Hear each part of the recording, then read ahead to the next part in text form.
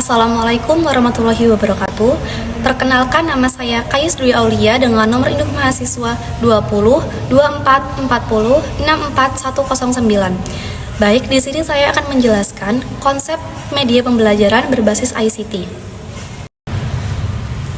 Baik, pada slide yang pertama, saya akan menjelaskan pengertian media pembelajaran. Media pembelajaran adalah segala sesuatu yang digunakan untuk menyalurkan pesan atau informasi pembelajaran dari guru kepada peserta didik, sehingga dapat merangsang pikiran, perasaan, perhatian, dan minat belajar dalam mencapai tujuan pembelajaran secara efektif dan efisien.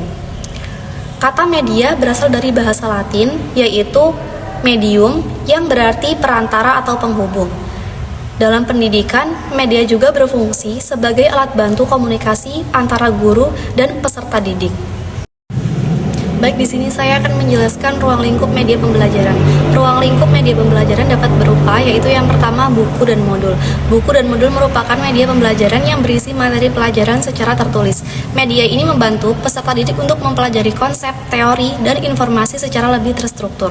Modul juga biasanya disusun agar peserta didik dapat belajar secara mandiri. Yang kedua yaitu ada gambar dan poster. Gambar dan poster digunakan untuk menyajikan informasi secara visual. Media ini dapat membantu peserta didik untuk memahami materi dengan lebih cepat karena disertai dengan ilustrasi atau gambar yang menarik. Yang ketiga yaitu alat peraga. Alat peraga adalah benda atau alat yang digunakan untuk memperjelas materi pelajaran. Dengan alat peraga ini, peserta didik dapat melihat atau mempraktekkan secara langsung sehingga pembelajaran menjadi lebih konkret dan mudah untuk dipahami. Yang keempat itu ada video pembelajaran. Video pembelajaran yaitu menyajikan materi dalam bentuk audio dan visual secara bersamaan. Media ini dapat membantu peserta didik untuk memahami proses, peristiwa, atau konsep yang sulit dijelaskan hanya dengan kata-kata saja. Yang kelima yaitu ada animasi. Animasi merupakan media yang menampilkan gambar bergerak untuk menjelaskan suatu konsep. Animasi juga biasanya digunakan untuk menjelaskan proses yang kompleks agar lebih mudah dipahami oleh peserta didik. Yang keenam yaitu ada aplikasi edukasi.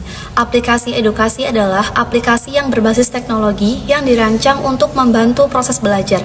Melalui aplikasi ini, peserta didik dapat belajar dengan cara yang lebih interaktif dan menarik. Yang terakhir yaitu ada platform pembelajaran daring. Platform pembelajaran daring digunakan untuk melaksanakan pembelajaran secara online. Melalui platform ini, guru dapat memberikan materi, tugas, maupun melakukan diskusi dengan peserta didik tanpa harus bertatap muka secara langsung. Selanjutnya adalah hakikat pembelajaran. Pembelajaran adalah proses interaksi antara guru dan peserta didik yang dilakukan secara sadar dan terencana untuk mencapai tujuan pendidikan. Di dalam pembelajaran, terdapat beberapa kegiatan utama, yaitu yang pertama, penyampaian materi. Guru menyampaikan materi pelajaran kepada peserta didik melalui berbagai metode dan media pembelajaran agar materi dapat dipahami dengan baik. Yang kedua yaitu bimbingan. Guru bisa memberikan arahan atau bantuan dan pendampingan kepada peserta didik ketika mengalami kesulitan dalam memahami materi atau saat melakukan kegiatan belajar. Yang ketiga yaitu ada latihan. Peserta didik diberikan latihan atau tugas untuk memperdalam pemahaman terhadap materi yang telah dipelajari serta melatih keterampilan mereka. Yang keempat yaitu ada evaluasi. Evaluasi dilakukan untuk mengetahui sejauh mana peserta didik telah memahami materi pembelajaran. Melalui evaluasi juga, guru dapat menilai hasil belajar peserta didik dan mengetahui keberhasilan proses pembelajaran. Selanjutnya ada pengertian belajar. Belajar adalah proses perubahan perilaku yang bersifat relatif permanen sebagai hasil dari pengalaman dan latihan. Perubahan dalam belajar meliputi 3 aspek utama, yaitu yang pertama ada aspek kognitif. Aspek kognitif berkaitan dengan kemampuan berpikir dan pengetahuan. Melalui belajar, peserta didik memperoleh pengetahuan baru dan memahami konsep serta mampu memecahkan masalah. Yang kedua ada aspek afektif. Aspek afektif berkaitan dengan sikap, nilai, dan perasaan. Dalam proses belajar, peserta didik dapat mengembangkan sikap seperti disiplin, tanggung jawab, dan rasa percaya diri. Yang ketiga yaitu aspek psikomotor. Aspek psikomotor berkaitan dengan keterampilan atau kemampuan melakukan suatu tindakan, contohnya seperti menulis, menggambar, melakukan percobaan, atau mempraktekkan suatu kegiatan. Selanjutnya adalah model komunikasi dalam pembelajaran. Model komunikasi dalam pembelajaran ada 4, yaitu yang pertama encoding. Encoding adalah proses guru menyusun dan menyampaikan materi agar mudah dipahami oleh peserta didik. Yang kedua adalah decoding. Decoding adalah proses di mana peserta didik memahami dan menafsirkan pesan yang disampaikan oleh guru. Yang ketiga adalah noise atau gangguan. Noise adalah hambatan dalam proses penyampaian pesan pembelajaran. Terdapat 2 jenis noise, yaitu yang pertama internal, yaitu gangguan yang berasal dari dalam diri peserta didik seperti kurang fokus, lelah, atau tidak tertarik pada pelajaran. Yang kedua adalah faktor internal, yaitu gangguan yang berasal dari luar, seperti suara bising, lingkungan kelas yang tidak kondusif, atau masalah teknis pada media pembelajaran. Yang keempat adalah feedback atau umpan balik. Feedback adalah respon atau tanggapan siswa setelah menerima pembelajaran. Baik, selanjutnya adalah tujuan pemanfaatan media pembelajaran. Tujuan pemanfaatan media pembelajaran adalah untuk membantu proses menyampaikan materi agar lebih jelas, menarik, dan mudah dipahami oleh peserta didik. Tujuannya yaitu yang pertama ada memperjelas penyajian pesan media pembelajaran yang digunakan untuk memperjelas penyampaian materi agar tidak hanya disampaikan secara verbal, maksudnya secara kata-kata saja. Jadi, peserta didik lebih mudah memahami pesan yang telah diberikan oleh guru. Yang kedua adalah mengatasi keterbatasan ruang, waktu, dan daya indera. Maksudnya, media dapat membantu menampilkan objek atau peristiwa yang sulit dilihat secara langsung karena keterbatasan jarak, waktu, atau kemampuan indera. Yang ketiga ada menarik minat dan perhatian peserta didik, di mana penggunaan media seperti gambar, video, atau animasi dapat membuat pelajaran lebih menarik sehingga peserta didik lebih fokus dalam belajar. Yang keempat ada menimbulkan gairah belajar peserta didik. Jadi media pembelajaran dapat meningkatkan semangat dan motivasi peserta didik dalam mengikuti proses pembelajaran. Yang kelima yaitu ada memungkinkan terjadinya interaksi langsung dengan lingkungan. Maksudnya media juga membantu peserta didik untuk berinteraksi dengan objek, peristiwa, atau lingkungan yang berkaitan dengan materi pembelajaran. Yang keenam yaitu ada memungkinkan peserta didik belajar sesuai kemampuan dan minatnya. Jadi, media pembelajaran juga dapat membantu peserta didik belajar secara mandiri sesuai dengan kemampuan dan minat masing-masing mereka. Yang ketujuh ada mempersamakan pengalaman dan persepsi peserta didik.